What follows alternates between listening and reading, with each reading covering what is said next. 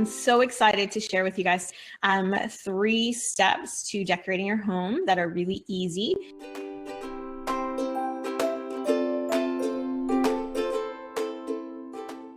I'm Shannon, and I've been practicing decorating for years and years. My husband Dean and I have lived in 11 different homes in our 20 plus years of marriage, with the last 4 of those being homes that we've owned. Now, even though I've always loved decorating, I've not always been good at it. But I practiced and studied a lot of photos. And several years ago, I even completed my interior design diploma. And while it's great fun to say I did that, I actually found the process to be boring. An awful lot of theory and history and furniture periods to remember. But I finally figured out my style and how to decorate our home well. Just in case you don't believe me and think perhaps I've always been able to make our home look stylish, here are a few photos for you. Okay, the slide on the right is what our house looked like last year, right before we moved. The slide on the left is what our living room used to look like. Sorry, our dining room. And the slide on the left was what our bedroom looked like probably about 10 or more years ago, probably about 12 years ago. The slide on the right was our bedroom right before we moved. On this next slide, it's the same thing. On the left, that was our living room about 10 or 12 years ago. And on the right is a realtor photo of what our house looked like right before we moved when we listed it for sale. So what's the point of all this sharing? Why should you care about what I've learned? I want to take all that I've learned and help you. So let me ask you a question. Does your home look the way you want it to? For most people here, I'm going to guess that's a no. If your home doesn't look the way you want it to, why doesn't it?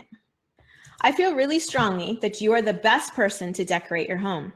Why? Because you're the one who has to live there. Perhaps your family does too. In any case, you live there. You have to live in the space. Only you can decide what you like and don't like. I want to encourage you, and I want you to really hear me. You can do it. You can make your home cozy and beautiful, even if you've tried and maybe failed before. So, 3 simple steps to decorating your home. Step 1 is to find your decorating style. Without knowing your style, you can't possibly move forward with decorating your space. Without knowing your style, you will continue to either buy all the things and love none of them, or you will have analysis paralysis and buy nothing and still not love your home. Can you describe your personal decorating style? Can you describe it in 1 or 2 sentences? If not, let's fix that. In order to find your style, you need to know where to start. It's not likely where you think, and it's not likely where someone else will tell you to start either. You need to start asking yourself, how do I want my home to feel? How do you want it to feel when you walk in the front door? How do you want your friends and family to feel when they're in your home? Read through this list. Which feelings resonate with you? Which ones catch your eye right away? Once you can identify and articulate how you want your home to feel, you're on your way to finding your personal decorating style. But wait, do you know what your house is saying to you with regards to your style?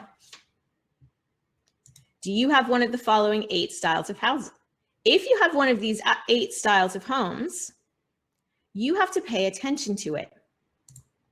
You will need to work that style into yours when choosing your personal decorating style. You cannot really make a house with Spanish tiles and arched doors look like a farmhouse, at least not very well. If your house is in a style that is less dominant than a few of the others, like say a Cape Cod or Colonial, you have a bit more flexibility, but you should still pay attention to your house's inherent style. Either way, knowing that style is very important to choosing your personal decorating style. So what about your style? There are 5 places you can go to find your decorating style. But I want to remind you to do this exercise while being kind to yourself. Do not judge your before with someone else's after. like the pictures you're going to see in these 5 places. I also want to tell you to pay special attention to the shape of the furniture, the accessories, the layout, and the color schemes you see while you look in these 5 places. The first place you should look is Pinterest. Pinterest is a fabulous tool, but most of us just pin pretty photos while we're lying in bed with insomnia because we had one too many lattes, or while we patiently or not so patiently sit in the pickup lane at the kids' school. But most of us never go back to those boards again, which is such a waste of a great resource. Instead of just pinning and pinning and pinning without ever putting those saved pins and boards to use, we're going to use them to help you find your style. So here's where you take notes. Go to your Pinterest account and click on the page with all your boards. Do you have a board dedicated to home inspiration? Maybe more than one? What are some of your favorite home image pins on those boards?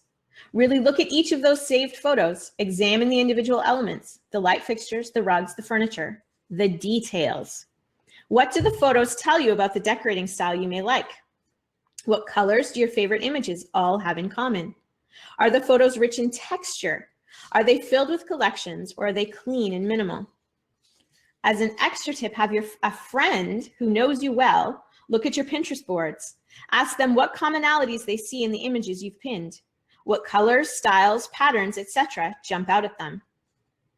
The next place you can look to find your decorating style, so number 2, is the magazines you read. Whether you still read magazines in print or just online, or you have a subscription, or you just occasionally peruse your favorites at the bookstore, the magazines you read can give you clues to your decorating style too. What are the titles of some of your favorite magazines? Does that give you any hints as to your personal decorating style preferences? Are there any special feature publications you're drawn to again and again each time they're published, such as some of my favorites, the white issue or the cottage issue? What possible themes run through all of the magazines you read?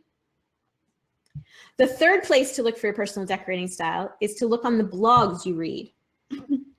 Do you have any favorite home design or decor blogs?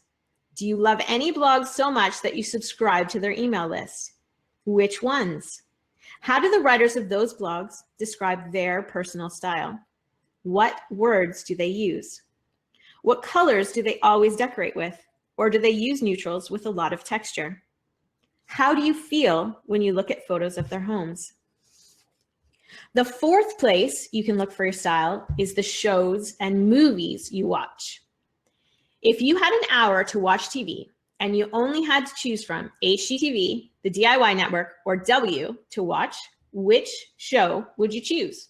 Which decorators or designers on those shows can't you get enough of? What colors do they use? Do they always buy new, have things custom made, or do they choose to buy from thrift shops? On the opposite side of that, which designers don't you love? Why? What don't you like about their style? That makes sense, but have you ever thought of looking at the movie homes that you love? Any movies that you watch, do you have a favorite house or home in them? Favorite interiors? What do those homes have in common?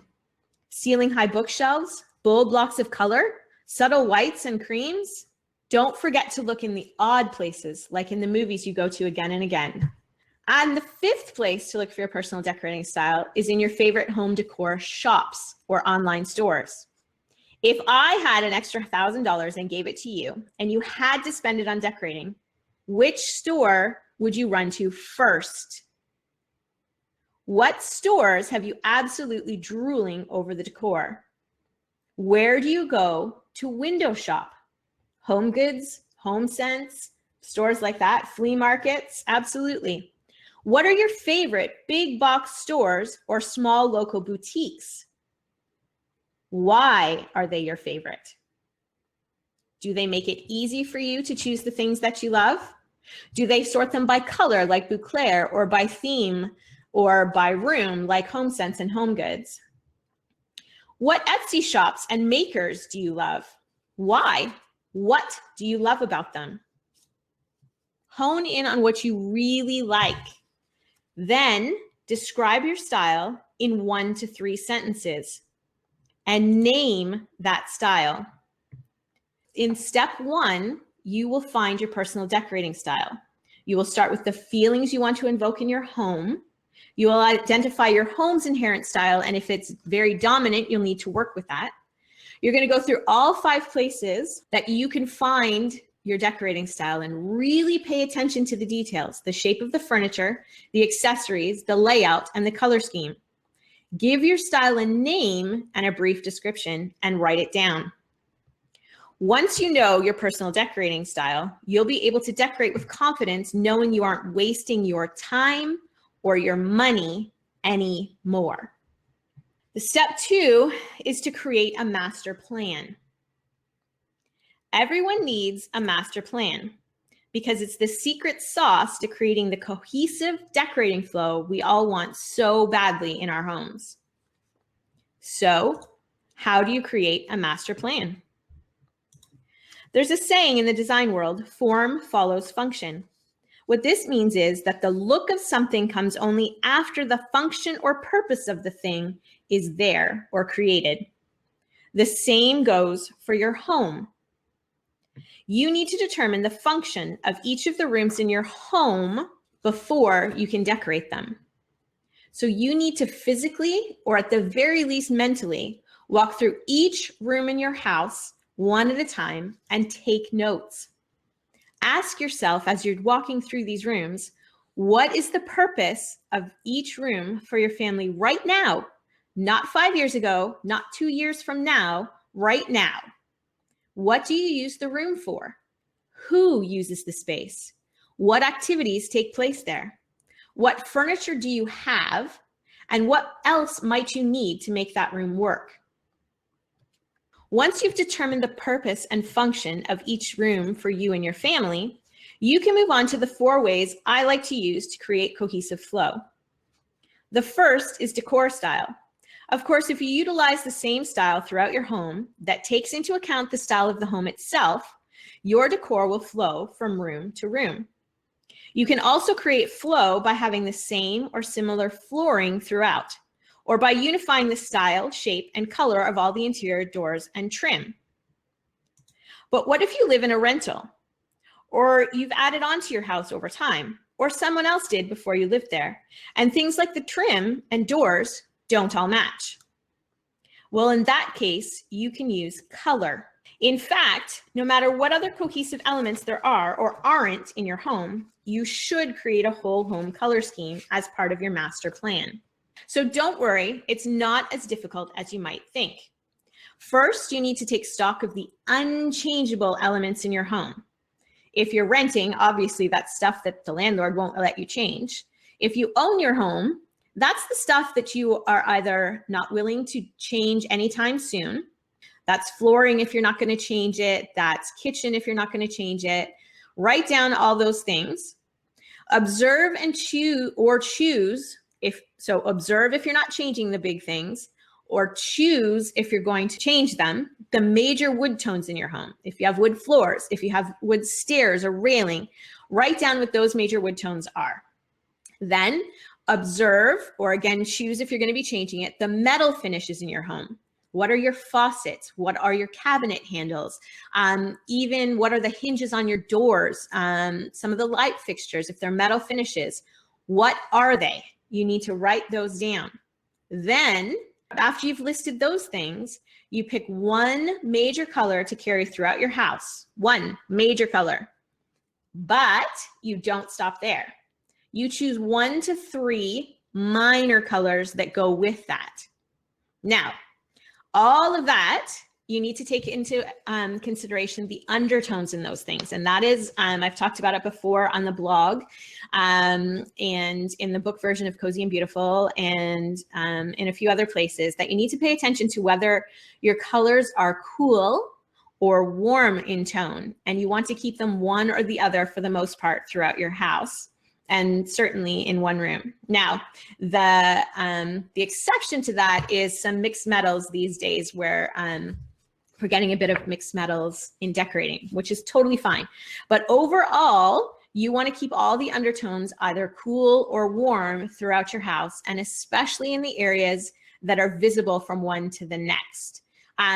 For example, in this house, I'm not sure how many of you saw pictures from before we painted the main floor.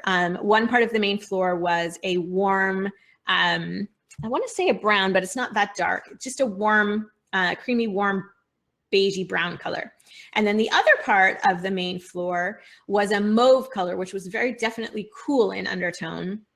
And the two, in my opinion, I mean, they didn't work for us in our color scheme. So we went through and we united all of those to a little bit more of a neutral that sort of works together from room to room. So you want to choose a whole home color scheme using those tips. Does that make sense? So then the master plan, which is step 2, is to define each room's purpose and then choose one of the 4 things or identify how you can create the cohesive flow, because the more of those 4 things you have, the more cohesive your homes will look. So if you can only do color because it's a rental, that is totally fine. If you own your house and you are up for changing the things to make it all match and coordinate, then awesome. It is entirely up to you. It's your house, but one of those 4 things, particularly color, needs to happen. Okay, so the final step, step 3 of decorating your home, is to decorate one room at a time.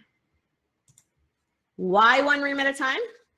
Because it is so easy for us to get overwhelmed, especially if you have a whole house or several rooms that you need to tackle in your decorating. This is especially true recently when we moved into our home. It's a bigger house than we've had before, and we moved from a house that was entirely finished, top to bottom. We had finished pretty much everything except for the basement laundry room. And so to move into a house that was not our colors, not our style in a lot of places, it has fabulous bones, and we've made some progress in the couple months that we've been here, but it is very, very easy to get overwhelmed. And I find myself doing this sometimes too, going, oh my gosh, there's so much to do. Does anybody else find that too, that when you look at decorating, if you have a lot of rooms or even just a few rooms, that it seems overwhelming? Anyways, so once you have your master plan in place, you will choose one room to focus on. So one room at a time. You do the whole master plan first. You figure out your style. You do the whole master plan for the whole thing, and then pause and take a breath. Have a glass of wine, have a latte, and just let that sink in, because you have the plan. But then when you're ready to decorate, you choose one room at a time. But what if you don't know which room to decorate first? Unfortunately, that's not something I can decide for you. Some people like to start with the room they spend the most time in. Some start with the room others see the most or first thing when they walk in the door. I tend to think you should start with the room you can decorate start to finish based on your time and your budget, so that you can feel a sense of accomplishment in your decorating. Sort of like the Dave Ramsey snowball thing for paying off your debts. In any case, the room you choose is entirely up to you. Now, what about open concept? Okay, well, I completely understand that, because our new house is totally open concept. The front door looks right into the dining room, which looks then the stairs and the laundry room door and the basement door. And then there's a doorway with no door, so just a doorway. And kitchen and living room are wide open. So in that case, my suggestion would be, and this is what we've done here so far, because we're not ready to finish it all at once, especially a kitchen and a living room. We painted all of it, the walls. So I painted all the living room walls and then into the kitchen, something that went with both, because the plan long-term is obviously to have it all redone. My kitchen, for me, I like white kitchens. This one's a little bit dark, but that's okay for now. So paint the walls so in a color that will work. And then do the decorating. So I've decorated our living room. I'm pretty sure you guys have seen pictures of that on Instagram and stuff like that. If not, go and look there, akdesign.ca. Anyways, so I've decorated the living room, and the kitchen is kind of just left for now, but it's tied together because the wall color is the same color. In that case, it's really good to use a neutral or a white or something like that, they'll sort of blend together. Does that help for an open concept? So one room at a time, obviously. And if you don't know which room to start first, you're going to have to choose that. My suggestion would be to go with a small space that you can finish start to finish, so that you ease into your decorating, and you can feel accomplished when you get it done. Just like the snowball thing for paying off debts, where you start with the smallest one first, and once that one's paid off, you take it towards the next one, et cetera, et cetera. Anyways, okay. So did you know that decorating is much easier and comes together almost magically if you decorate in a specific order? Did anyone tell you guys that before? Had you ever read that anywhere? If you do it in a specific order, it's going to come together so much easier than if you either go willy-nilly or do it in whatever order your heart feels like. Because here's what happens when you do that. The tendency is to go out and do one of two things. You either go out and you buy a really, really big item, like the couch, say, for a living room, and then you don't know what to do after that. Or the other thing, which happens so much more often, is that you go out and you browse the aisles of, say, HomeSense or HomeGoods or Hobby Lobby or Michael's or any of those stores. And while they're all great, you need to go to them in the proper order, because if you go to them first when you're excited about decorating and pick out the little bits and pieces, what happens to your rooms when you fill them up with little bits and pieces? Do they look well put together and collected, or do they look cluttered and haphazard? Okay, so your rooms will come together so much easier if you decorate in this order. So obviously this is after you have chosen your, you've put together your master plan, you know what the room's purposes are, you know if you need any extra pieces or if you've got all the furniture things that you need for the room that you're working in. And after you've chosen the whole home color scheme, because you will then know what the major and minor colors are. So once you've chosen a room, you're going to decorate in this order. You're going to plan your furniture layout. Whether that means in the room that you're working on, you need to go out and buy some more things or thrift some things, or if you're using what you've got, it doesn't matter. I want you to plan your furniture layout. And in Cozy and Beautiful, I've got 2 methods for doing that, both of which are pretty easy to plan your furniture layout. Then after you've planned your furniture layout, you're going to want to choose your area rugs and your window treatments, because which things, after your furniture is planned out and placed, which 2 things take up the most visual space in a room after the furniture? The rugs and the window treatments. You cannot judge how much space you have on your walls for the art, for the knickknacks, for the lamps on the tables until you have curtains on the wall and know how much visual space they're taking up. You cannot decide on a paint color. You cannot choose a paint color until you know what your whole home color scheme is. And it is best to choose the specific paint color. So your whole home color scheme is general. You can't choose a specific paint color until you have your furniture, area rugs, and window treatments in place. Then you're going to choose to light the room. So whether that's overhead lighting combined with lamps, or if you're going to change the lights fixtures on the ceiling, that's fine. If you have a house like our last house, there are no ceiling lights. And so you're dealing with lamps, floor lamps and table lamps. So you need to decide that next. And then, I know it sounds completely opposite to then paint or do window treatments or wall treatments like planking or anything like that, unless, I will say there's an exception to this, unless it's something really, really plain like white shiplap. Other wall treatments like a rustic wood wall or anything like that, you need to do that after you know how much visual space you have with the curtains and the furniture. And then you can choose the art, because if you choose the art first and then you hang your curtains, in some rooms, that's going to make the art look very, very crowded. And the very last thing that you want to do is add the finishing touches, the little tchotchkes, but not too many, and the flower vases and just the little things like that. If you decorate in this order, it's going to go so much better than if you just do it willy-nilly, and especially if you add the finishing touches. Okay, and so that's the easiest way to keep your room looking finished, but not cluttered, because I get emails all the time of people saying, how do I finish a room? It's too cluttered, I have too much stuff. So then you're gonna wanna just repeat that process, this one up here.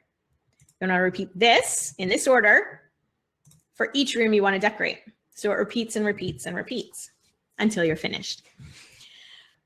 The 3 steps, again, to decorating your home is to find your personal style, because if you don't know how you want your home to feel and you don't know what your personal decorating style is, you will not be able to decorate. It will be